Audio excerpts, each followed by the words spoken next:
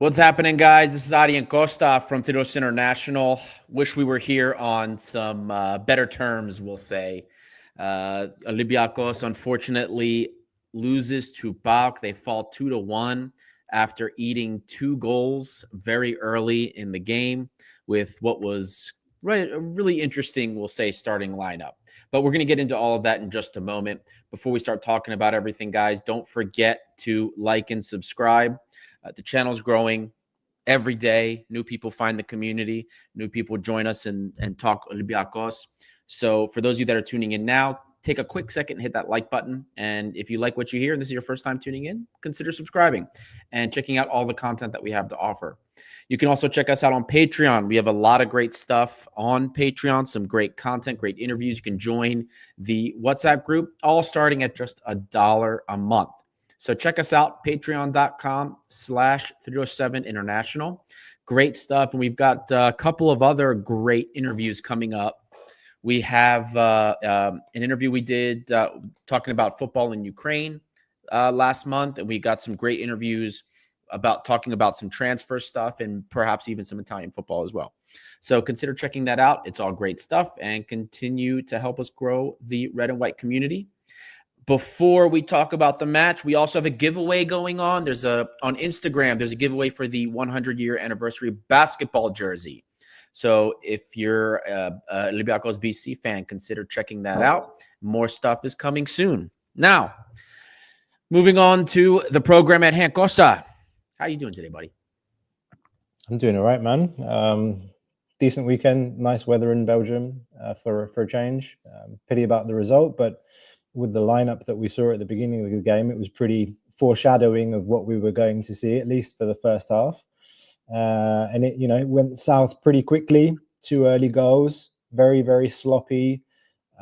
Think, is very dangerous when the players start to think ahead of the next game. We've been very consistent this season, always saying, the game that's coming is the most important one. Can't think too far ahead. And we heard earlier in the week that's just gone by, the club announced the season tickets for next year, and they were already talking about Champions League. Of course, they caveated it, but you can see already the club's already kind of thinking about next season, and that can get a little bit dangerous. And you just feel like the players, maybe the coach, a little bit are losing their heads and not focusing on the next game. So I think that's just. The message from the AEK game and from today's game, among other, is just keep it together, take it one game at a time. The title's not over until it's mathematically over. To be honest with you, I would have preferred if we seal it next Sunday, selfishly, because I'm actually going to be in the stadium for the AEK game. But it is what it is, man. We need to just get it together, put our heads back on, focus, and we are the best team in the league. I still think we're going to win it. We just need to show up, play 90 minutes from start to end, and not be as sloppy as we were with the goals today.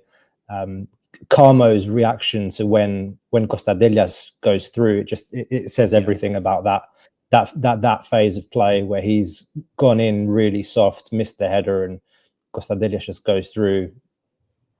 Just walks through, slots it calmly, and 1-0 within 5 minutes.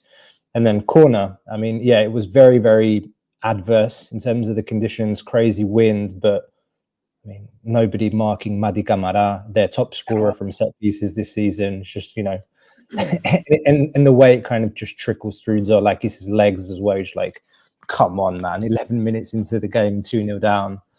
So not a great start to the game, and some really weird choices. No wing back, no natural winger on the left.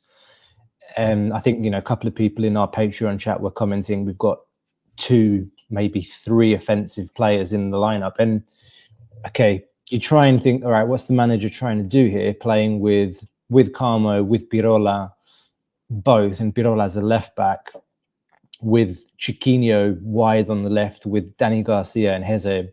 What are you doing, mate? You just want to play this okay, this direct football that he's known for, lob the ball up to El Kabi and hope for some mistakes and press them into the corners and force errors. That's one of the ways we create chances. It just didn't happen, mate. I mean, it was a shambolic first half if I've seen one this season. It's the first derby we've lost this season too. So, okay. Again, like I said a little earlier, just get it together, guys. And I'm still convinced we're the best team in Greece and we're going to win the league. I would agree with you there. I think before we continue talking about the ramifications of this, Panathinaikos just scored again. They're leading 3-1 against AEK. So the good thing is we're not going to get punished for this because AEK cannot find ways not to shoot themselves in the foot and screw up this season, which is hysterical. But had AEK won this game against Panathinaikos, it could have gotten hairy because think about it. Okay, we lost the second leg of the Greek Cup, but we had already won that. It was 6-0. There's almost no way they were overturning it. So you understand maybe why they don't have the mentality, maybe the proper motivation or focus for that game. But you had a chance to take it tonight. You had a chance to, if we had won tonight with this result, title's ours. We won. But now we're delaying the inevitable. Fortunately, AEK didn't win or isn't winning. They're down 3-1 because if AEK would have won tonight, and let's say the unthinkable happens and they beat us at the Karaiskaki next weekend, now you're in a very, very, very peculiar situation because now they go down to -4 in that situation, and you still have 3 more games left. It's too tight for your liking. So we're kind of lucky here that we're not really paying for this because this could have been the start of a really bad downhill slide. So fortunately, hopefully we get the storybook ending that we want for this season with regards to the title, winning it in front of the home crowd next week. That would be ideal. But you said kind of everything about the starting lineup that I wanted to talk about too. It didn't make sense to me in any way, shape, or form. Pirolo on the left back has worked for us in Europe, but the context for that is that we're playing better teams, right? He's looked okay when, especially early in the season when Ortega was, very porous. Everybody was targeting him because of how wide open he would leave people. But the decisions were, I don't know what the expectation was.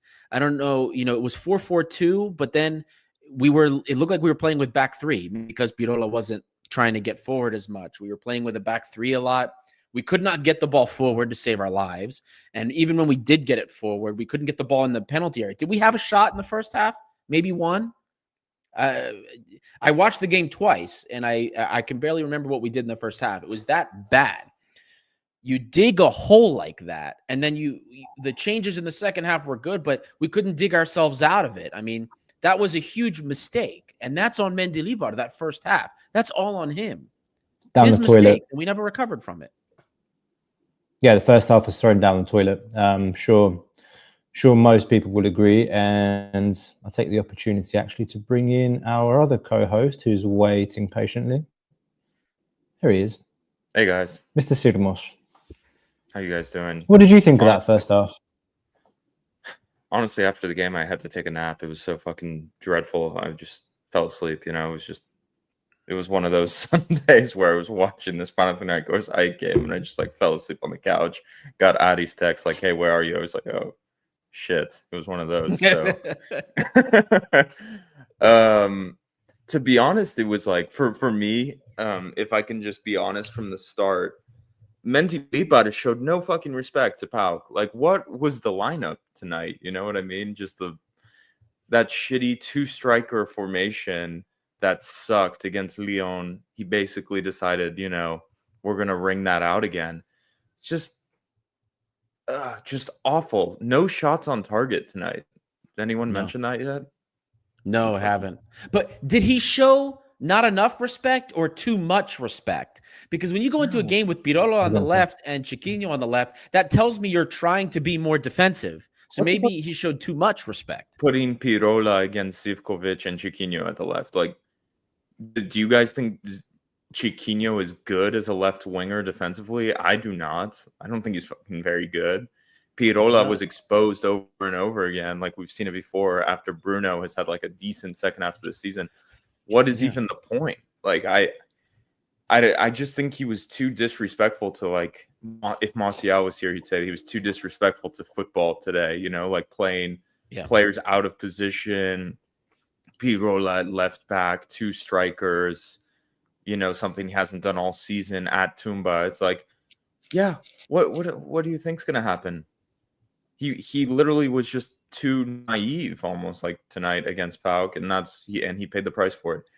And it became so clear in the second half when you put Onyemaechi and you put Gelson on, and you just like, oh, we would have dominated them from the first minute if we just had played like this. And it was just also the 2 striker Yaramchuk, El Kabi is so goddamn clunky. They haven't played a lot of minutes together all season. It's just like, what is the point of that? The whole time. Has that ever worked? Yeah, you're trapped. You're trapped into it too, where he's like, you can't take one off because you're chasing goals too. You're not going to take a striker off when you're chasing goals, and it's just like he didn't have any options today. Yeah, I mean, he threw them both on, and he didn't have Costulas, so he couldn't. He didn't sub any of them off in the end, like you said, because he had to keep them on. You're looking for a goal.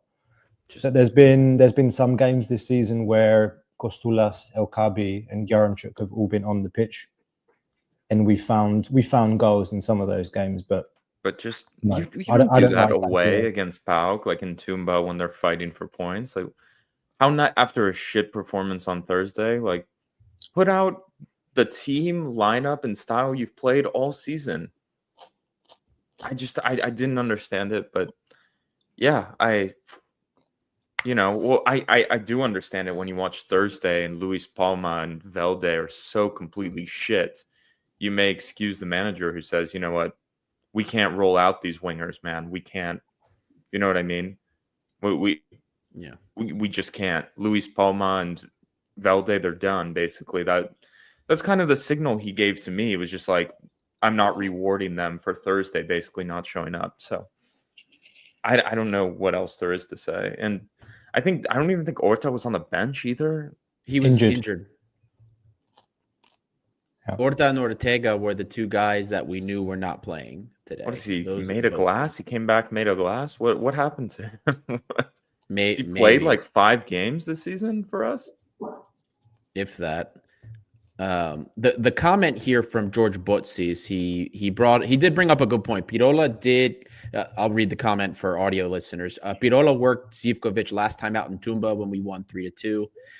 Makes sense to me that he did it again. It just didn't correlate well. Well, because the difference was on the left side, Gelson Martin started that game, not Chiquinho. A real winger started in that game.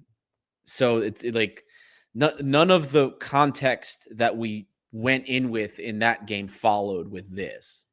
So that's the huge difference. That's the huge difference for me. I think if I remember correctly, Costula started that game behind the striker and Chiquinho was on the other side with Rodinei at the right back. Like, that's how you make balance. Today there was no balance, and I have no idea if there's nothing I can think of like explains what I saw in the first half. There's no explanation. And as much as we love to give Mendilibar credit for what he has done, which he's done a lot, he's accomplished a lot, even this season. I mean, you also have to when something goes wrong because of his stubbornness, you have to say, like, he screwed this up. He made the right decisions at halftime, but his mistakes cost the game today. He cost us this 2-0. And then we weren't efficient at all in the second half. We missed everything. No shots on target. Nothing. That's it. It's also, Ari, it's the same fucking shit with Pedro Martins, like after they won the title and they go out and they don't give a shit and they're lackadaisical and, they're passing the ball around. And then they fucking eat it in the cup final and lose. And they all go on vacation. Oh, who gives a shit? Last game of the season. I'm just waiting, for that shit again, because that's what it looks like is going to happen. They had vacation for like 3 weeks after, was it that Bodo Glimt game, because the national team wanted the extra weekend. Like, my patience for them is really thin. If they bottle another cup final like that Pedro Martins year where they all decided, oh, who gives a shit? We're on holiday, blah, blah, blah.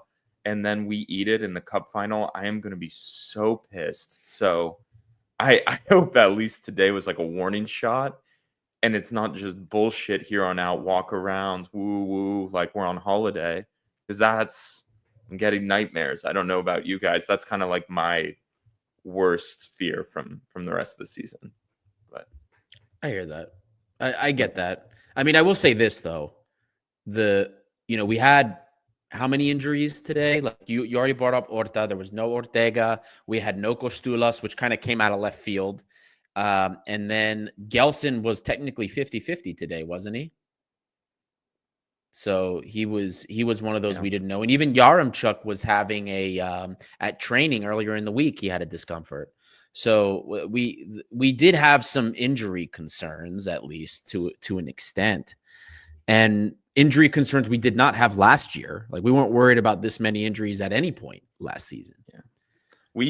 Should be I don't know if that our plays blessings so much as a club that we are not going into a cup final against PAOK, or we would be beyond fucked. Like I think even going against Ofi, I'm worried because historically this club has treated, these like, why is the mentality so shit? It's like, it makes sense. Like, they were out of Europe, the title's basically clinched, but this happens every time. Like, I can't remember a season this hasn't happened for us when we have to play the cup final. And I swear to God, if they blunder this cup final, oh God, people are going to be so angry. I don't know what you guys think, but like, that's I just like, I'm seeing the light at the end of the tunnel, and I'm seeing players who don't really give a fuck. And I see them walking around and blah, blah, blah, and Carmo playing nonchalant. And I'm seeing that cup final, and I'm thinking they're not taking it seriously, and we're going to eat it. I still remember that Kremnicik goal. Pedro Martins playing like Jose Jolebas at the back, and no one giving a shit. And they went on holiday, and then we all said, oh yeah, who cares? We won the title.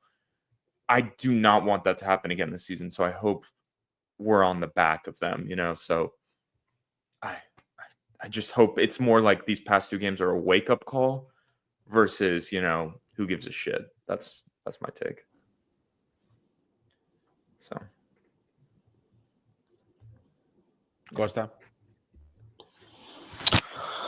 No, that's what happens when you cruise to the title. You start to get a bit soft. You lose the fight, and that's what worries me a little bit. Even going into the AEK game next week, we do have a full week of training.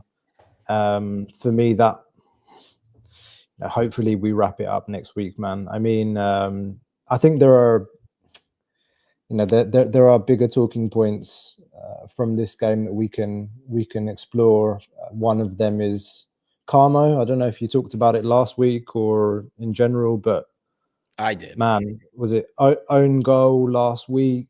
At fault for the first goal today. Just I don't know what it is, man. Like he had a huge mistake in the AEK game too. Yeah, but I mean, again, like when I commented something about El Kabi a month or two ago, people were freaking out. They were like, the disrespect. But just like I'm just calling what I see, man. And when I've seen Carmo in the last month, it just makes me think about why he didn't make it at Porto, why he hasn't made it to a big league. It's like we knew that there were some mental, like concentration related issues with the player. Is it a lack of motivation? It's time to move on. I mean, I'm just going to, say it. For me, he's not here next season. No way. There's no way. No, he's not here next season. Like, okay, yeah, you could say if Forest make the Champions League, we can't make it work anyway. But I remember the conversation at the start of the year about having a ball playing centre back, having the dominance that Carmo seemed to give us last season. It's kind of waned away, and to be honest, I don't think he's really reached the levels that he did last season. Not even close. Maybe like barring a couple of exceptions, like this season, I can't really like think back and be like, and remember a game where I thought, do you know what? Like Carmo was a freaking tower in that game.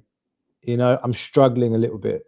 And again, earlier in the season, Ari, I think you and I were talking on the pod, and we were saying Pirola's above Carmo.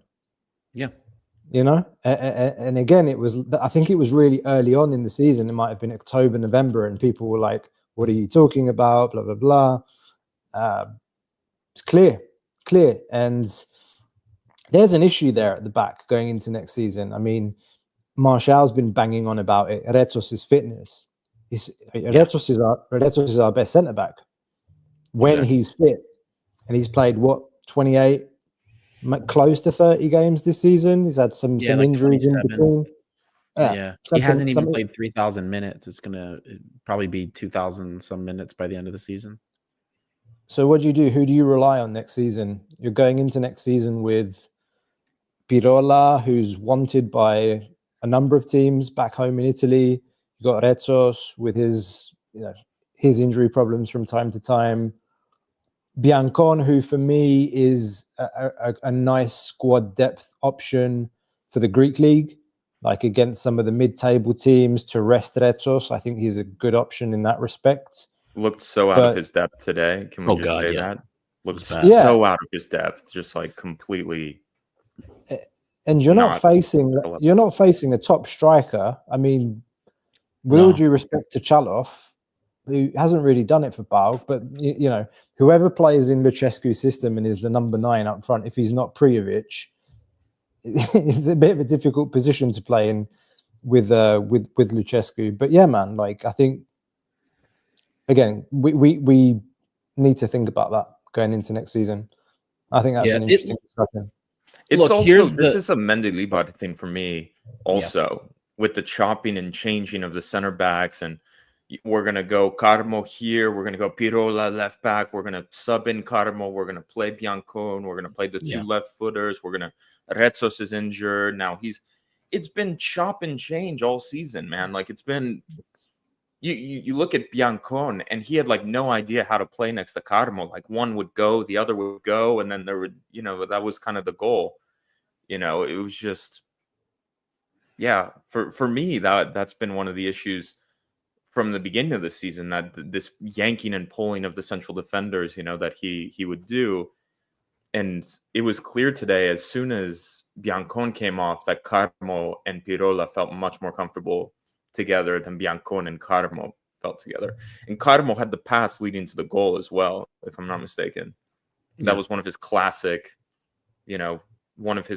goal creation things. So comes with good, comes with bad, and I think we tend to forget that this yanking of the central defenders that Mendilibar likes to do is not something most managers do, because it creates situations like this where one and the other's not comfortable with one, like going. Yeah. So that's my point of view as well. I struggle to criticize them individually sometimes, because it's just a weird little group. No, you're not wrong. But Mendilibar actually has been pretty good with it the last month and a half. He hasn't done, except for injuries when he's had to. But early in the season, we could not leave a game without him micromanaging the center backs at one point. And, David Carmo, coming back to David Carmo, I think I was thinking about this because there were 2 patrons and a couple people on social media asking about it. And we were talking about the difference between David Carmo's performance this year and last year.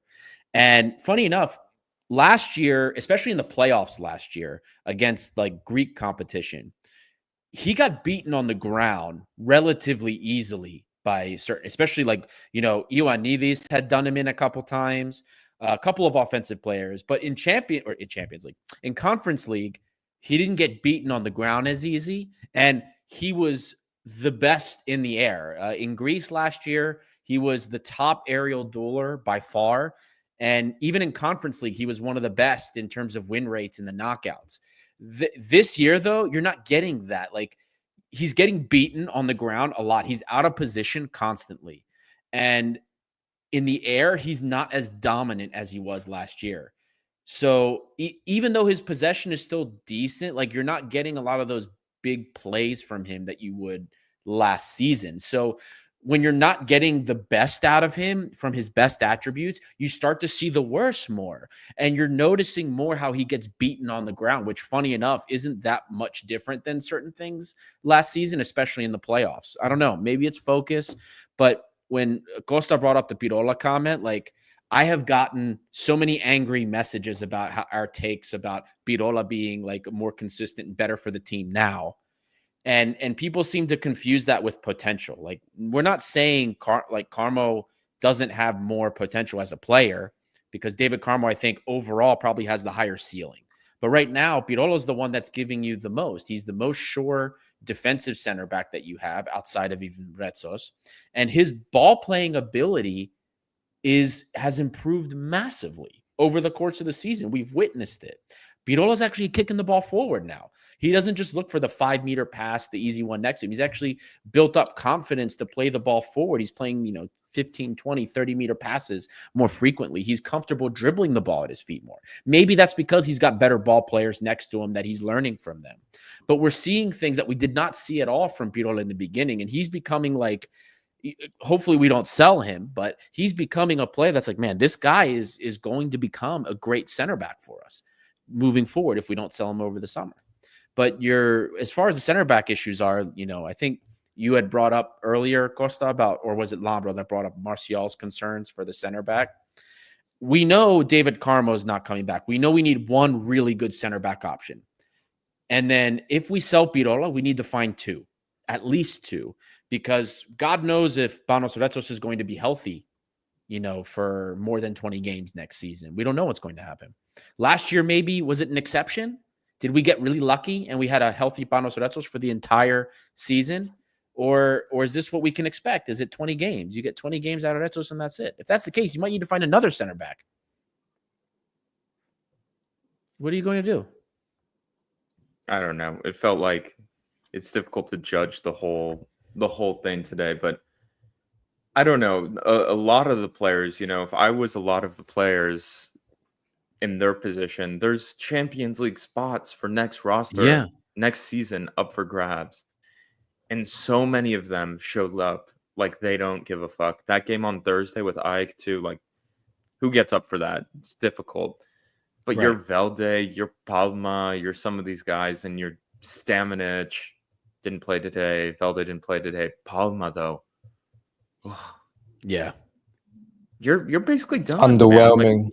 Like, what do you want? What was that, man? Like I understand people like Eze, El Kabi kind of walking through the final matches, but you're Palma, man.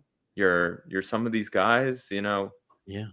Your spot's not guaranteed, and I don't know. Yeah, El Kabi didn't look right today either. I mean, I know he's coming back from injury, but you've got to start.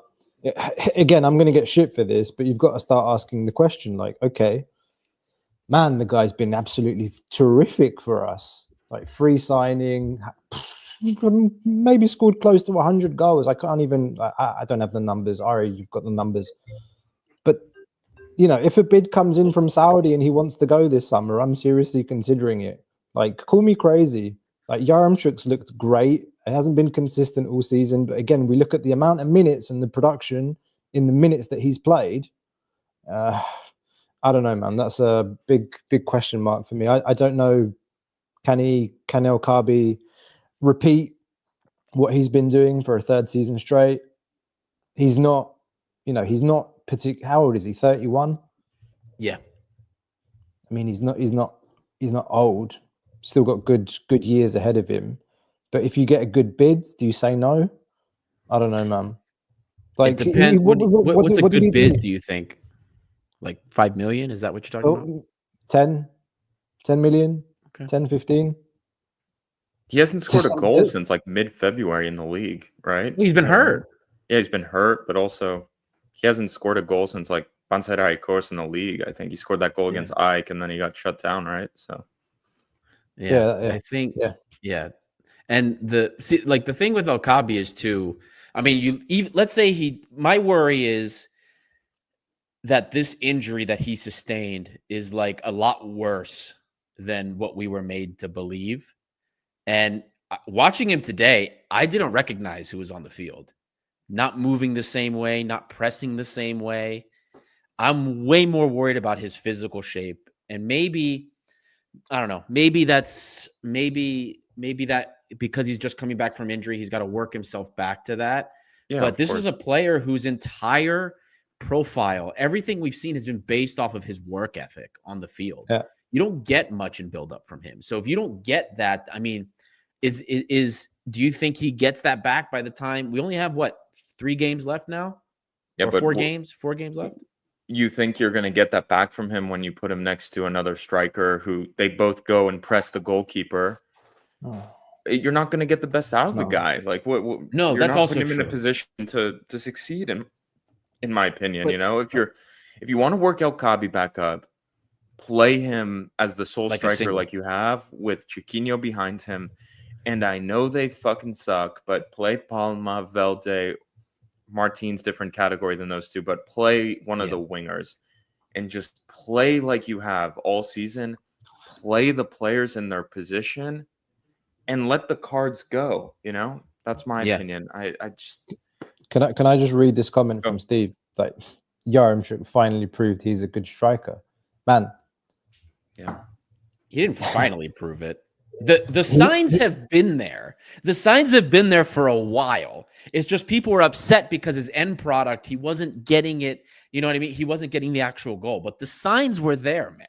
The signs have been there for months. That's just my opinion. I mean, the guy finds the target. He gets scoring opportunities at a pretty solid rate. We were talking about this. I even brought it up in my match reaction last weekend. It's not coincidental that this guy is getting all these scoring opportunities even when he misses them. That's not random. The signs have been there. He's never been a bad striker. Especially, he also has the most goal contributions per 90 minutes on the team. The guy's got pace for his size as well, man. I mean, it's PAOK's defense, but what he does when he gets played through and he wins the red card, the pace that he has, just puts his head down. Is like, I'm motoring through here and nobody's stopping me. And you just know that he's going to score. You know that he's going to score when he's through there and Maddie trips him up and gets the red. Yeah, what it is. But I think he was getting hit a lot today, man. They were kicking on Yaremchuk all game, man. Do you know what was weird about today's game as well? If you look at the strikers, is that actually I thought that when the ball went to El Kabi, his touch was actually better than it is when he's fully fit. If that makes sense. It's like, he was playing some of these one-touch passes with Rodinei and like the link-up play, and I was scratching my head. I was thinking, El Kabi's link-up play is good, but he can't press today. Like he couldn't do what he's normally like really good at, the things that he contributes when he's fully fit, but he was doing things and you're thinking he doesn't do that normally. So I don't know. I guess the more mature kind of present state thing that I can say right now is that for me, Yaremchuk is our number 1 striker right now. And going into the Ajax game, I would start him up front. El Kabi's a question mark. I'm not at Eddie every day, but to me, the guy just doesn't look fit.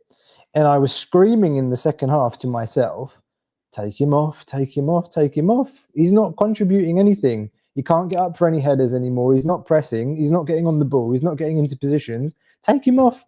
Bring Muzakidis on earlier. Try and play the ball on the ground. Like, it was so bloody windy, and we were throwing all these crosses in. Bring Muzakidis on and try and thread the needle. Get us into a good position. We, like you guys said, we didn't have a single shot on target. The best opportunity we had in the second half was that nice little interchange we had where I think Garcia got the ball on the left, played a back heel into Bruno, who whipped that cross in, and Yaremchuk missed it by like an inch. I think the cross had too much, like more pace than the striker judged. So he got there late, and that was the best opportunity we had in the second half. But I'm going into the Ajax game with Yaremchuk as my striker. Yes, and bring El Kabi on. Yeah, Just play It's a Yaremchuk. form thing. Yeah. I don't know. I just want them to play proper football, play the system that we've played all season, and run through the finish line. I don't want this like bullshit Mickey Mouse, we're just passing the ball around, like we're trying. Surely, I just don't understand. Like maybe I'm like the only clown who sees this here, but I would sit them all down like in the locker room, and I would tell them, next season we're gonna play Champions League, and I'm looking around the room, and if some of you want to stay here and play Champions League football, you need to start performing, and this is your chance. Do they not do that? Like that's what I would do. And I would just look at them and say, you think you've played good enough to play Champions League football? You can prove it. That's what I would do. Maybe I'm just like a jerk. That's very American style of me. But like, that's what I would do. I'd look around at all of them. The only like element of that I disagree with is that before I say anything close to what you're saying is that you haven't won the league yet, guys. Yeah. You haven't won the league yet. So everything that you hear right now in the Olympiacos related media space is just Champions League football next season. We're starting to think about the squad, and we're doing it as well. We're talking about our centre backs for next season. We're talking about, is El Kabi going to be here? But the reality, if you're in the dressing room, is, guys, we haven't won the league. If complacent. If the dressing room and like the apparatus is thinking the discussions that we're having here, there's a problem. I said it right at the beginning of the show. There was the presentation of the season tickets for next season, and you had the club talking about being in the Champions League, hopefully. So just present day, like day by day, go back to what we've done all season. The next game is the most important. We're thinking too far ahead, and that it's no. We don't need that. We just need to finish it. But as a club, it's like, is it as an institution? Because the same shit, like I'm having Pedro Martins PTSD. I don't know about you guys. It's post Martins stress disorder. It's the same shit. And people are like, what happened to Positive Lab? Yeah. What happened, man? Like, it's just this like Pedro Martins deeply held in the back of my head PTSD where I'm watching bullshit with the last matches to go. And I'm the only like moron in town who cares about the cup final or like the end of the season. And we're just choking. Like I have deep fear of us losing that cup final after what happened with that Kremenchik goal. Kremenchik in added time. It has scarred me like permanently, man. Like we need to win this cup final. We need to run through the finish line. I just like I'm done like kind of like, okay, what do we do? Tactics analyzing, like this is it, just run through the finish line, win the titles, and be done with it. Okay. That's I'll be honest. I don't think Mendilibar's thinking like that. The way he's talked about all season, like certain games, especially like when we were playing against Bodo and things like that. He seems like he's the guy that's focusing on, no, it's just this game. That's how he's approached every game. That's how he's talked about everything. It's game by game. I don't think he's talking about personally. I don't think he's even talking about Champions League. I think he's just talking about game by game. But he has to figure out how to motivate the guys. Today, I put that on him. But we can't absolve the players of that mediocre effort either. All right, you know what? The tactics suck, and they suck, whatever. But I didn't see us winning second balls in the first half. I didn't see us pressing like we usually do in the second half either. So he has to figure out how to get the players motivated also and find that's his job. He has to figure out how to focus them and motivate them. So like, guys, look at the grand scheme of things as well. Like it's taken, we've come to the 6th of April and we're having a discussion after our first loss in the derby. Yeah. Okay. Like, okay, we second loss. Okay, the Ajax game. It almost doesn't count because you say it's 6-0, the game's over there. That game was just a missed opportunity for players like we mentioned before, like Velde, like Palma, like players that should be fighting for a spot and trying to make a statement. Like, look, hands up, I'm here. I'm checked in. I want to play in the PAOK game. I want to be here next season, mate. I'm not paying 4 million euro for Luis Palma. No, you can. Give me two. Oh my god, God No. Two. Has not shown anywhere near enough. I don't. No money for Luis Palma, man. Like, what? No, zero money for Luis Palma. You read the press and it's just like Aresio Palma, Toncelio Mendilibar, and you're like, no. Did you? Enough, Well, man. the polls that we did a poll about Luis Palma when he had done an interview with Centro de America or something like that, and he had mentioned that he's not going back to Celtic. And so I had, we had put up I had put up a poll that was like, would you want to keep him here? And on X and Instagram, it was the same. Like most people, like almost 90% said they would want to keep him here, just not for 4 million. So yeah, vast majority of people had said that they wanted him here. A lot of people see things in him.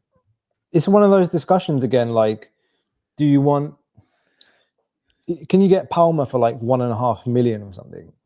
But then do you want to get Palma and then block the road for a youngster that's coming through? Whether it's, can Papacanelos get his head on straight? If it's Papacanelos, I block the goddamn road, man. I put an RV in front of the road. I don't know about you guys. I've watched that guy play football like 4 or 5 times, and it's like, Jesus Christ. I'll get a bus, man. I'll get like, those in Greece, they have like those police buses. I'll get like 20 of those to block the road, man. He's not going down the road, so Palma can come if he's blocking the road for Papacanelos. That's my opinion. The summer, love the guy, of course, but just I think the summer will speak a lot for Papacanelos. I'm telling you, this is my hot take. One of Papacanelos or Nebonidis, one of those two will make the roster. It'll be one. God help us. Yeah. I've talked about that one before. I think Nebonidis fits the system better. I think so too. Papacanelos is, I don't want to say more talented. He has a higher ceiling in terms of what he can do with the ball. But he's Fortuny-esque. Basically, yeah. I mean, he just moves the ball differently. You watch some of those games, like even the loss against Red Bull. I remember in the first half, there were just the only 2 times they got in the final third with the ball. It was Papacanelos going through, dribbling. It's like there are things he can do with the ball that are nice to watch. But if you don't have the work ethic like Nebonidis does, you do nothing for a team. That's just how it is, unfortunately. Let him go play for Rio Ave, man. Like, let him play even for Rio Ave, like B or C, man. Like, just let him go over there, enjoy his life. But like for Champions League team, that's the thing. Like the whole level needs to increase next season. Like you cannot go next season and with Palma, with Velde. Like I loved Velde. Like I supported him, what he saw in the preseason. He had some good performances, but like you go with Palma, you go with Velde to the Champions League, and you go with Gelson Martins, who needs like 20 chances to score 1 goal. You're dead. Like the club needs to invest. For me, it's just not possible at that level to trust in that level of winger.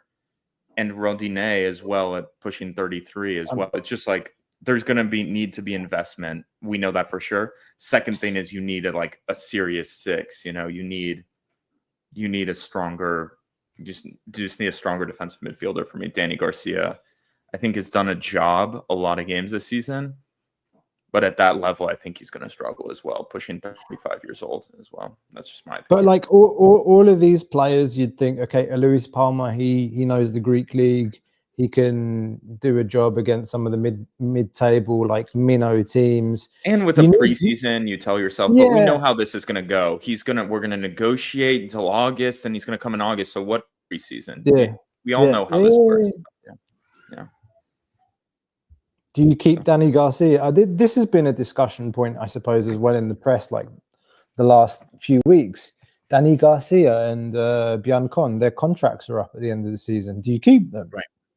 I think so. For me, I think so. You just don't keep Garcia at the level where he's like a crucial player, man. Like where Danny Garcia was out against Bodo Glimt, and like the team kind of fell apart because they they didn't have a 6 in the midfield. So I think Danny Garcia would be a welcome player in a role sort of like Stamenic, but he plays slightly more than Stamenic, if that makes sense logically. That's I would agree. I would agree with that. And honestly, I don't think like today, there were a lot of interesting takes in the Patreon group, but I don't think today's performance changed what needs we already had. In that respect, like we need, regardless, like I would like to keep Danny Garcia, and then what I've learned from this season with Mendilibar is that I'd rather have maybe a couple more players than he's comfortable keeping, just one or two, because the injuries that have piled up for us this season, there's no way, like in a way, can you imagine if we were still in Europa League right now with the injuries that we had and managing the Greek Cup and the Super League? This would be a disaster. This would have been an absolute disaster. We're going to go into 3 competitions next year, and we have the same medical personnel that we have right now. Without any changes, expect the same number of injuries. There's no way we can get through 3 competitions with this type of injury level. It's just not. I don't care what players you bring in. It is going to end up being a disaster, regardless. It's more intense. Champions League football is going to be so much more intense as well. Oh my God, yeah. More difficult on the body. So you're going to need. You need again, bodies. like Costa said, like we're going to need to do a job this summer. Yeah. I think it's last summer was a major test of the club, you know, with all of the expiring contracts, all the expiring loans, players leaving on freeze, et cetera, et cetera. This summer is going to be, I think, a little easier. But, you know, as you sit there with like your whiteboard, I don't know how they do this, but this is how, again, little me, I would have my whiteboard with the names on each position, right? You're looking at your wingers and you're like, I'm going to need some help here. And you're looking at the midfield like, we're going to need help. You have to make a decision about Andre Horta, man. You trust Andre Horta to come back? It's been a very, you know, oof. I guess that's how I describe his second stint here. Like most of it, unfortunately. Yeah, but what can you say? He got thrown in. He got thrown in when he came, like in that Panathinaikos game. I was there, and he was, you know, in the starting lineup. And then I think his next game was the AEK game, which was beautiful. the 6-0 thrashing, and then he got injured, and he hasn't been the same since he got back. He didn't look, you know, he looked out of sorts against Glimt. He looked out of sorts against AEK the other day. Injured again. Yeah, so he's a player I think you bring back. He's again one of those you bring back just because they know Mendilibar's system. You know, he's supposedly a lock next season. Yeah, I would keep him anyway. He's different. He's different to what we have available. I like what he brings. I think he's a nice link between the midfield and the front 3. For me, it's just the obvious thing, and I think it's been something that's been discussed a lot this season, is we vastly need to upgrade at the wing position.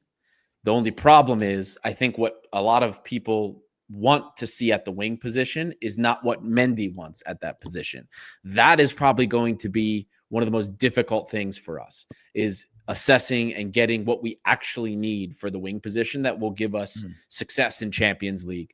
Because the way we've been playing all season, especially following what happened last season, I am not convinced that the club is going to be looking at wingers that like the fan base wants, and what Mendilibar wants is going to be different. And I am so worried we're going to be seeing so much more of the same. You know, as we did this season. If we go and we sign that winger like we were linked to from Colombia, what was his name? Like John Arias. John Arias. Like you watch that guy and you're like, okay, we mean business. You start seeing like Luis Palma come back, you're like, little worried. Also, I want to ask you guys, how many minutes do you guys think Andre Horta has played in the league since coming back to OLYMPIACOS? 350. Less. Yes, Costa. Less than 90. 45 minutes, less than 45 minutes, 43. No shit. In the league, less than 45 minutes. Panathinaikos was a cup game. AEK was a cup game. Mm-hmm. Yeah, that's right. Damn.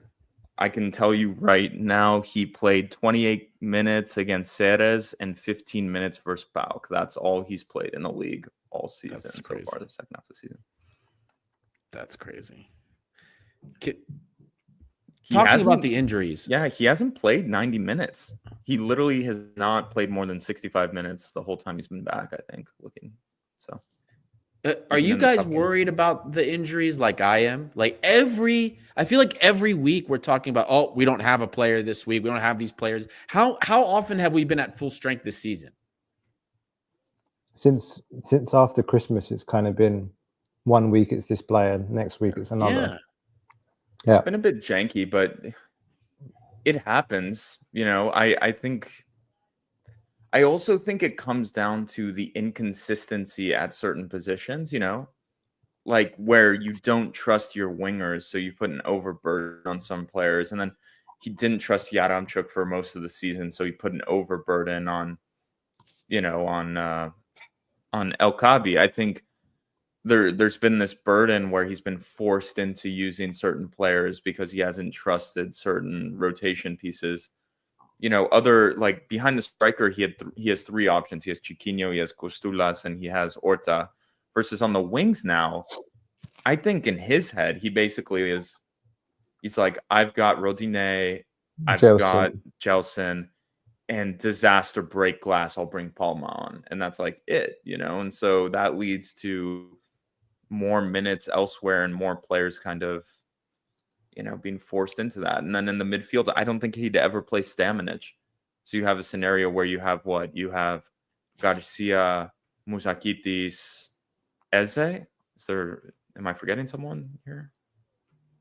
You have essentially three players for two positions so it's a bit like, in certain positions, because he doesn't trust those players or they didn't turn out, where the burden on those players is massive, and it's just led to burnout with some players. I think that's my opinion on it. I don't think it's like a structural issue and we need more players. I think if we were playing and rotating the squad as it naturally should be, a 25-person squad, I think we would be fine. But unfortunately, we just have had some players that didn't turn up good that you can't trust, and so you're just relying more heavily. I think that's normal, but yeah, that's my take. I don't know, but that's what it is now. It's a 26, 27 player roster, including the youngsters. Yeah, that's what it is now. And the question that scratch some of those guys he doesn't trust. Like, but, you know what I mean? That's what it is now. And there's a clear question of quality when it comes to next season, and just talking about the toll on the body and the physicality and the demands of the Champions League and playing in those games and then going back to the Greek league and rotating. It's a slippery slope, and if the squad isn't bolstered and beefed up this summer, it could lead to problems, man. I've voiced my opinion on this years ago in terms of level. Champions League's gone, man. Like, we're going to be fighting to get into the top 24. Right. That's the goal in the Champions League. The goal this season was getting the top 8. And getting in the top 8 was a effing achievement, man. Yeah. In the Europa League. Like, Europa League level is bloody good. There are good teams in there. I mean, we've seen it the last couple of seasons, like how much we struggled. Getting thrashed like 5-0 against Freiburg, or the German teams that we played the last couple of seasons, man. It was horrible. Yep. I don't even want to think about, like, starting with Corberan in that season. Yep. Even Martins' last season, man. Do you remember going away to Frankfurt, Labro? Bloody hell, mate. Like, and then just you can't do it. Getting absolutely demolished by Atalanta at home after the game in Italy. Oh, mate, we did, it was bloody great achievement this season, getting into the top 8. But going to the Champions League with this squad, it's going to be tough, man. I think any club in Europe is going to have difficulties playing some of these teams where they're dropping 130 million euros, man, on players for fun. Like, what? I think people are going to... Rodinei is going to be shell-shocked next season in the Champions League. That's kind of my opinion. Like, if you play that guy at right back against Bayern Munich, someone said Bayern Munich. Let's, not even say Bayern. Like, I don't know. Aston Villa, or I don't know who else in the top 8 right now, top 16 of like PSG. You just Man, can't he was play. getting passed. He was getting cooked by like fucking Zivkovic, or not Zivkovic, the other one. Like, it's not possible. So we're gonna need to make tweaks. We're gonna need to change the style as well. And it's not gonna be perfect. Like, if people think we're gonna The get out style isn't unscathed, changing. Yeah, Style's style not may not changing. change, but we're gonna get. There is a very high likelihood that we're gonna eat like a 5-1 from like some team. Oh yeah. And people need The to margin like, for error is this in Champions League. Like, Mm. we press high, we shell shock a lot of these bigger teams, but the teams you're going to play in the Champions League, these guys deal with a high press. If you're in the top 2, top 3 leagues, they're dealing with a high press. Most of them, they can pass out of the high press. You better have a plan B. You have to at least figure out what you're going to do, or if that's what you're going to commit to, that's what we're going to commit to. You damn well better find yourself a 6 that is like has their level. Danny Garcia is not going to fucking cut it in the Champions League, man. We don't have a 6. We don't have a 6, No. guys. We don't have one. We have never played the system that Mendilibar played last season in the Champions League with Iborra, like as the stalwart. You need You're that gonna need kind it, of man. player. You're gonna fucking need it. Yeah. I think I saw someone, maybe it was in this chat, like maybe we get Sangare from Nottingham Forest, Oh, that's a tasty one. That would be, he wants to play Champions League football. He's been a bit injured this season, Oh, but we can't. We can't though, because he's on their books. Yeah, if but they get in, we can't. Are they gonna get Champions League? I don't know. Look at their fixture list. I'm smelling collapses in the cards. I don't know. Dude, they've got if they can successfully separate the institutions and UEFA approves of it, we can get them. But anyway, they've got a good schedule. Who cares? But yeah. Who cares? I think the main fact is, in the summer, you're not going to get away with what we pulled out with like the Willian Sergio Oliveira at the end. Like that shit's cooked, man. Like you're not getting away with that shit this year. So you could do it this year because, we got away with it a bit, but honestly, man, I think we overestimated the value that Europa League, like being Conference League champions and getting into the Europa League. I think we overestimated the value that would have to players, but I don't think it's incorrect for us to say, like, look, we're now in the Champions League. You can now attract another tier of player that we haven't had access to for years. Exactly. And I don't think that's naive to say that. So I don't think we're going to have some of the issues we had over the summer where players are saying no to us like left and right because we're not in Champions League or in Europa League. That old chestnut. Chestnut. Sorry. But let me rephrase. Let me rephrase. If it works out and we're in the Champions League, then hopefully not even that. Like I'm going back to when I was a teenager, picking up the paper from the Periptero and reading about Cesar Delgado and Kim Kallström and Zé Roberto and all of that, and it's like Celio Thrilos, Celio Roberto, Jose Roberto, and all of this. Like Ronaldinho's still coming, mate. Those years we had automatic Champions League. And we were still waiting to the end of August to book those players. We were waiting until the end of August for Brownie Dyer to be our deadline day signing. And as good as he was for as long as he was with us, like, mate, the old kind of, we can attract a better kind of player because we've got Champions League automatically. It doesn't mean shit. I'm sorry. Like, because at the end of the day, if you're a high caliber, like top quality player, you want to be playing one of the top 5 leagues. You look at the whole Anthony thing. This winter transfer window, it's like we tried, but hey, I mean the guys are waiting for a better offer to go to Spain. He's like, yeah, cheers, Olympiacos is a great club, but Greek league's rubbish, so I'm going to wait for something better. It's still going to be one of those things, man. It's still going to be waiting to August. I think I'm going to agree with Gerasimos, who's in our Patreon chat, on one thing. Fucking money talks, man. You want a big player? You want Champions League players? You're going to have to pull out the wallet. You're getting a lot of money from the Champions League this year. You win in the league, you win the double, you went pretty deep in the Europa League. Like, you want to go and you don't want to get embarrassed on a Tuesday night? you're gonna have to fucking pull out the wallet, or you're gonna have to sell Eze for big money, and you got to use that. You got to use some money somewhere. You got to sell an asset. So it's on the club, man. That's a big dressing room thing. That's a big dressing room thing next year. So are you going to do that? Like, are you willing to blow up the dressing room by signing like a James Rodriguez type? You know what I mean? Like a star player that's going to come in on a massive salary. But I'm going to Copa Libertadores, whatever, and one of the top 24-year-old wingers from Brazil or from Argentina, and you say, we'll give you 15 fucking million euros and we're bringing you in like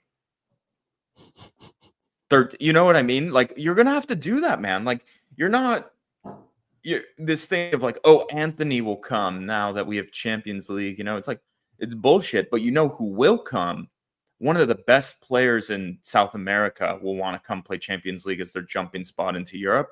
And you can also go, and we have Nottingham Forest playing. You know what I mean, Costa? You like that is the type of profile. Rodinei on the phone to Brazil. But you know what I mean? Like this day of like, oh, we're gonna get a player from a big league who has experience. But like what has worked and what could work is the Cordon type strategy, like the Eze, like the Ortega, but like bring it up another level. Like that's why I mentioned the guy from Colombia, you know, like the guy who was killing it over, was it in Colombia or in Brazil or something?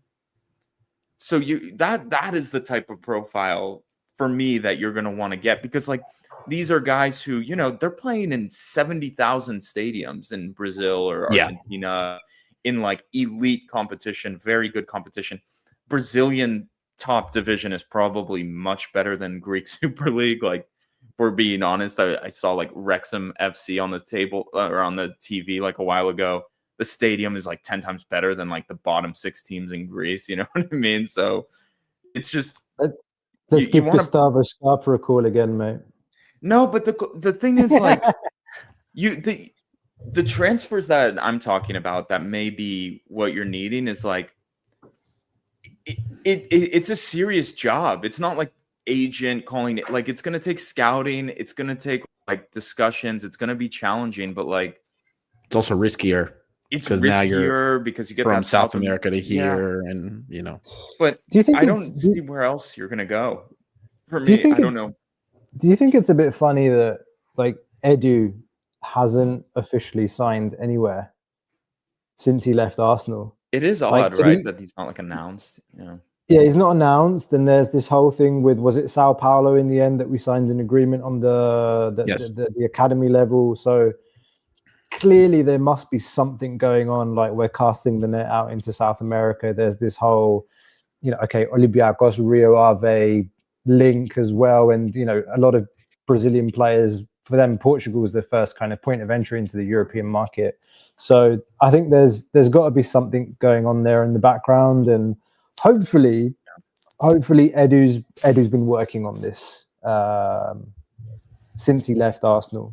So that I agree with you, man. And you know, for once, I think I agree with something that Lagis Gavalas is saying here. I don't think the targets are the big name players, and it's proven wrong so many times in recent history. But the Heze kind of Ortega, even Ortega signings, man, like Ortega, I think we can sell him for profit this summer. Oh, and Labra, you're not going to like this, but Tsimikas' return this summer is going to be on the cards. I'm telling you now. I also wanted to say one thing, and I know it failed miserably, but the Velde type signing is also another signing you want to do. You know, he's like 23, 24. He's banged in goals in Poland. He's played well in the Conference League. Did it fail this season? Yes. Yeah. But I don't want it to be kind of like now we're discouraged by that. Like that is another route that you can go. And sometimes it hits, like, and sometimes it just does not. It's like when we took Daniel Podense from Sporting, like sometimes it hits, man. Sometimes it doesn't hit. And sometimes it's a bit of a risky move, and this time it didn't work. You know, BL as well didn't work. So he's killing it in the MLS right now, isn't he? He's like top assist in the league.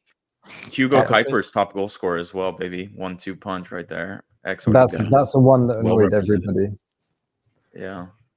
But I think because I saw the FFP comment, we're gonna have a much bigger budget this summer, and we don't have so many of these debt obligations that we had to worry about last summer.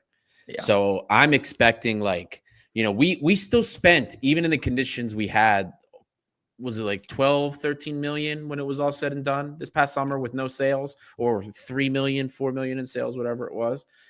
I think the budget this summer is going to be a little bigger than that. I wouldn't be surprised if we spend around 25 million without sales.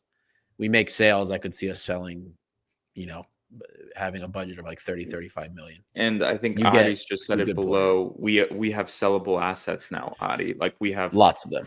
We have lots of sellable assets, and I don't know. I'd sell Ortega, man. If I had to pick one player to sell, I'd be selling Ortega this summer. I think the cycle may be complete for Eze as well. Like, yeah, it may just be it. It may just be, like the cycle is done. I don't know with like what he sees. Like, does another season playing Greek football, playing Champions League do it for him? Or is he like, I'm 24 now? I'm ready to make the jump to a bigger league. So that's another one. You just feel like he wants to play Champions League and he won't move. Yeah. I think he won't move to another club that's not offering that to him. I think for him as an Argentine as well, that's on the brink of the Argentinian national team, I would want to be playing in that competition. Yeah. So maybe it's one more year. Ortega as well, maybe it's one more year. And can we say we saw like a pretty big jump from Ortega this year from last? Like, he's less naive, he's performed, like, not massive. You hope like another summer, he's a young player, he progresses even higher, I think Ortega has like quietly had a pretty good season for me. I don't know, are we allowed to say that loud? Yeah. After last season, I think he's had a decent season. I think that's fair.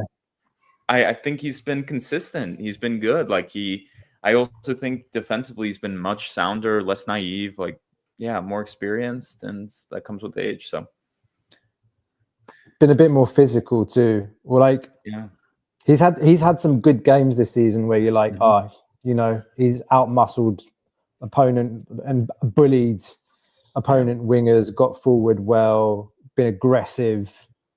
I like that about him. I think Bruno's been a good signing too, man. It's early, but you can see there's something there. There's something there, and it's a player that can improve. And you think, okay, that looks like a nice signing, a player that can develop here for a couple of years, and we'll see. He looks like a good player, man. But it shows you we have some groups where you could say left back, we're good next season, we're setting up shop. Striker, you can even say, I know you guys, we talked a little bit about Okabi and his form. You could say we're going to come in, Bentancur is going to come in the summer and we're going to evaluate, but we're good to go. We also think Kostulas with another year could be better as a lone striker next season, so we feel comfortable with those three. You know what I mean? So there's a few position groups where, you're not, where you're just like, okay, we're good. We can really focus this money, this budget we have on certain positions and really invest, and take a bit of a jump, for players. So. And then don't forget, you still have a couple of pretty good prospects that we can have on the back burner from the academy, both center back, and Kalogeropoulos is finishing with his time at Volos. He's a great option to have. I think he's going to be super interesting option. Yeah. I'm one who thought Bakulas had a great preseason. Bring him back again. I don't know how things are going. It may be one of those where he needs another year at Real Ave. I think both Doi and Abby are going to do another year at Real Ave as well. They're staying there. Yeah, that's develop more, play a full season together, So, there are options coming in, but I don't want us to be naive and bring Doi, bring Abby, bring all of these guys in. And the level of football is way too high. It's going to be way too high next season to play Doi. You know what I mean? I know he's had a decent half of the season in Portugal, but Yeah. So I don't think they're coming. I don't think that would. I don't think Abby and Doy are coming back. To be honest with you, I think. Yeah, Leidner too. I think it's still like on the books. Oh, he's theory. He's out. He's out. Yeah, 100%. I think. I think the only a loan players to a Greek team would be decent for Leidner, to be honest. If we, Yeah, He's still got a couple of years on his contract left. Yeah. The only players that I'll be honest that I could see, like outside of the 5 that have already, like I honestly don't even think Gutsidis comes back. I see him training, but I don't think he does anything. I think he gets loaned out again. Yeah, I could see Kalogeropoulos get rostered. Potentially, I could see Bakulas as like an extra midfield option on top of the other midfielder that we bring. But otherwise, one of the wingers that I said before, Papacanelos or Pneummonidis, and then maybe Plionis. I don't know if you guys have watched him play a lot this season. He's a very interesting player.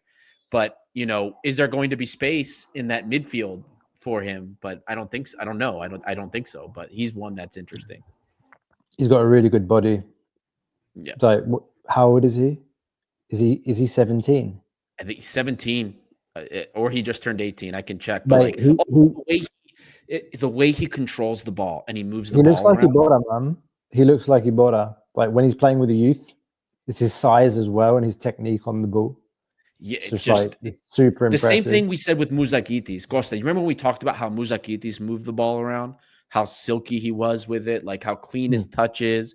Everything's with a purpose. Like Plionis, I don't know if he's that level, but like it's very good. Different than most of the other players that are on that pitch, outside of maybe Papacanelos. Like his touch is clean. I got a good one. If Mouzakitis is the Greek Iniesta, then Plionis is the Greek poor man's Busquets. Christ. But I saw someone also say, I'm kind of excited to also see, maybe I'm like naive and it will never happen, but Yazici, kind of excited to see him come. Yeah, kind of like have a full preseason. He's rehabs. Like maybe it doesn't work, but was also a great player in France and good player. Played some high level, for Turkey. So I kind of excited to see him play football too. So. Boys, I have to step out. I can hear my son getting into stuff upstairs, so I'll talk to you guys. But I know we don't do man of the match for loss, but I give Mendilibar a C-. That's my coach's grade before I sign off. Okay, I'll take that. See you guys. See ya. See you, man. Okay, you want to give your coach's grade? I think C- is fair. Maybe D. It was pretty bad, man. I would have liked to see Mouzakitis come on a bit earlier in the second half to try and pull some strings, try and get a result, get a point at least. But I think that even getting a win wasn't a stretch in the second half. But okay, it's what it is, man. Yeah, frustrating game because I think if we lined up how we did in the second half, we probably win, and it was pretty comfortable in my opinion. Yeah.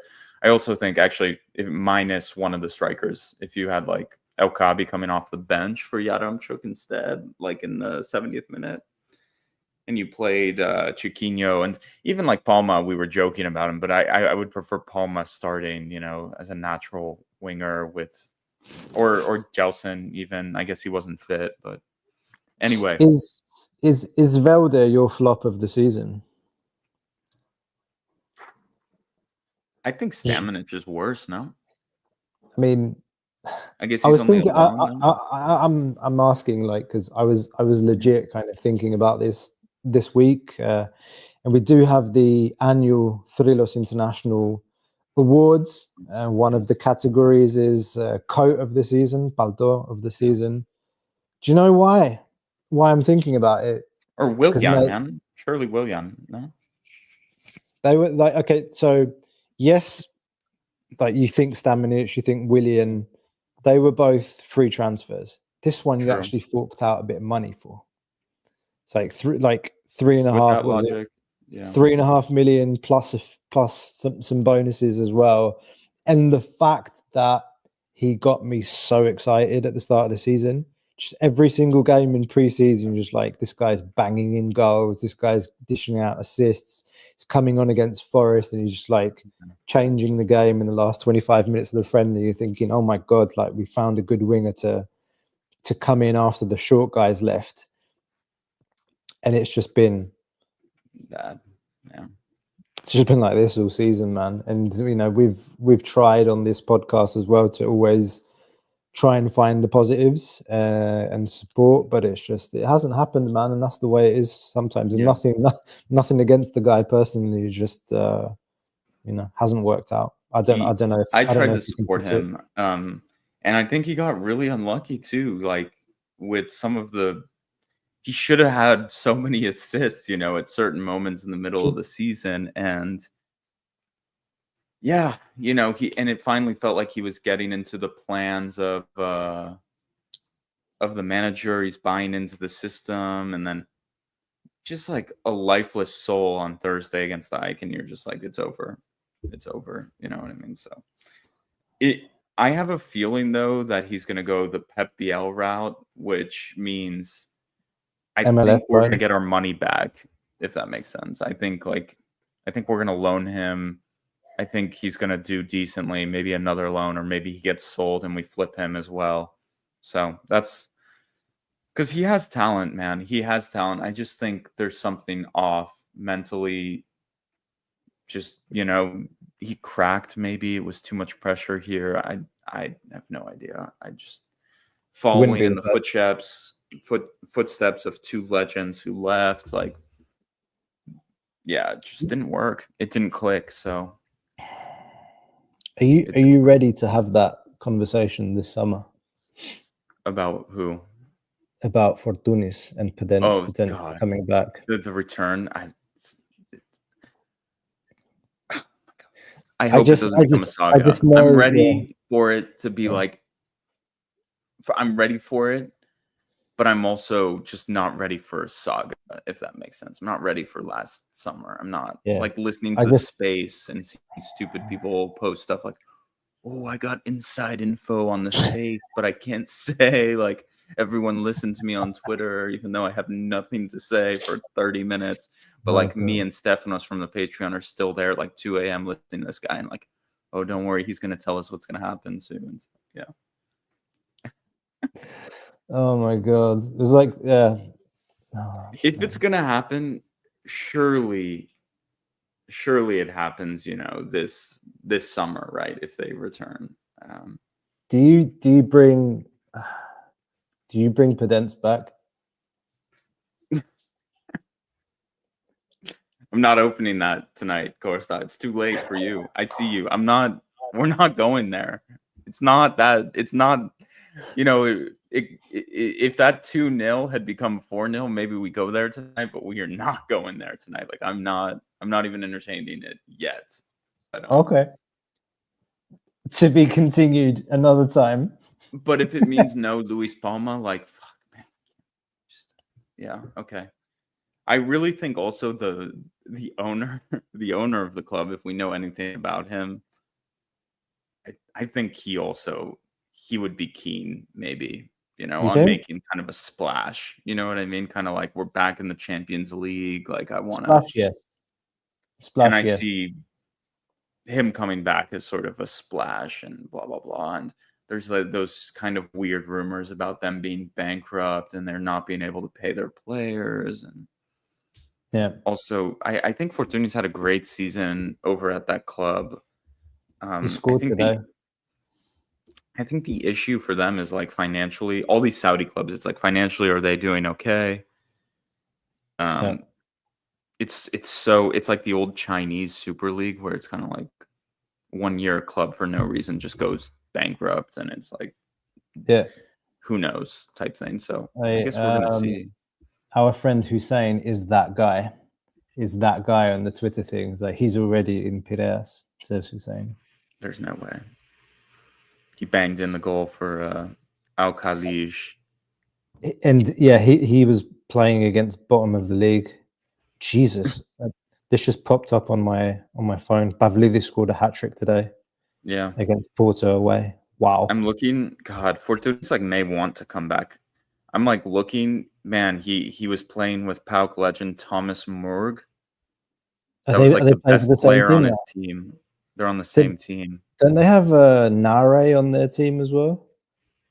Yeah, they had he didn't play today, but Courbelis came on in a substitute appearance to lock down the win, or to push on the win, I should say.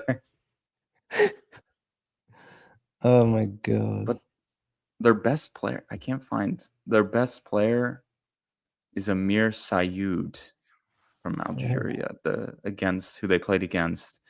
He made his career in Belouizdad in Algeria. Dude, the team that they beat 2-1 with a Fortunis winner in the 90th minute, 96th minute, should I say?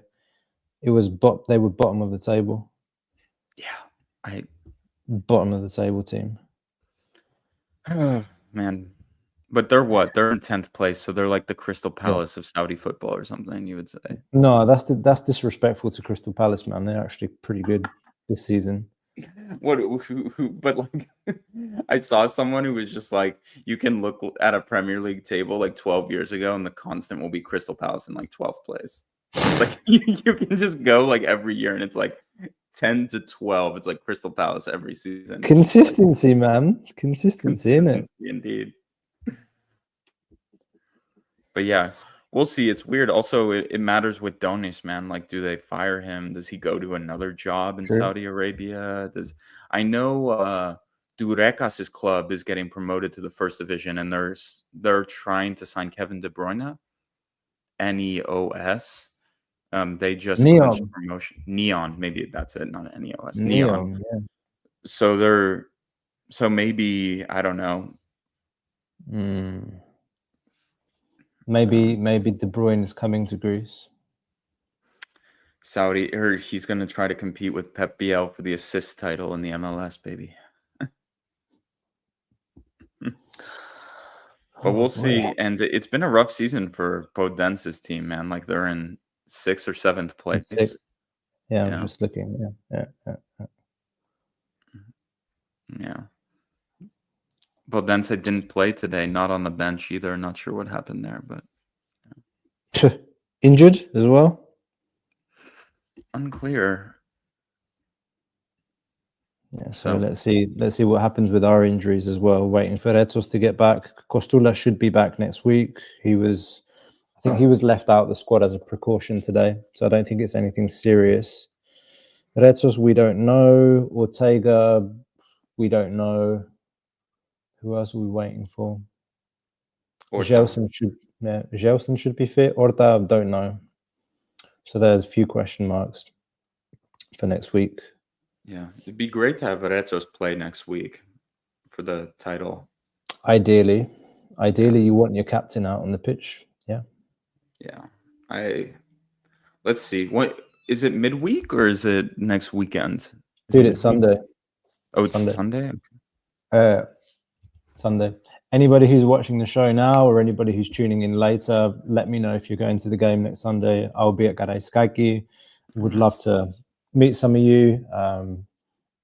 Old faces, new faces, whoever you are, shoot us a message on Thrillers International on our socials, Instagram, Twitter, at Olympiakos EU is my personal one on Twitter, X as well.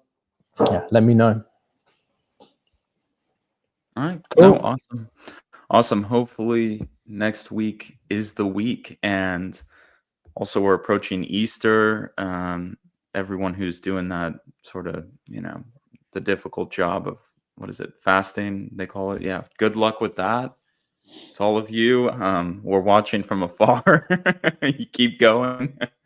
We're entering, I guess, the Holy Week in the next few weeks. So to all of the, people following that, good luck. With that, I think we're good to go. Any last comments, Costa? No. Looking forward to next week, the AEK game. Hopefully we wrap things up at home at the Karaiskaki. It's going to be a sellout crowd, I'm sure, just before the Easter holiday. So yeah, man, I'm as much as I would have liked to wrap things up, if we'd have got a result today, would be over with the Panathinaikos result. But it's not, and it's going how I guess I wanted it to. I would have preferred to be at the the AEK game being the decider. So looks like I'm hopefully going to get my wish if the team turns up. And yeah, mate, I think all Olympiacos fans have one expectation for next Sunday: go out there, score a bunch of goals, get the win the title mathematically in front of the fans, and have a big old party, because it feels like it's been more than 2 years since we won the league, man. And this one's going to be so sweet. Yeah, and even a draw wins the title as well, because is that correct? So we're 10 points ahead right now. We're 10 points. If I think Panathinaikos could close the gap, I guess, if they beat PAOK. Yeah, unfortunately, yeah. Then it would be like 8 points, I guess. So yeah, so you're right. So win seals it. Yep. Win seals it. Draw wins title if PAOK doesn't if win. If PAOK don't win. Yeah, that's right. Yeah. Thank you, Rollface. Okay, let's wrap it up. Don't forget to like and subscribe if you haven't done so already. Hit the like button, smash it right now. Help boost the algorithm, find more Olympiacos fans, help us to keep growing this big red and white community. Labro? That's anything it. Else from you? I'll hit the outro. Thank you, everyone. All the best. Have a great week. Godspeed. Talk to you later. Good week, everyone.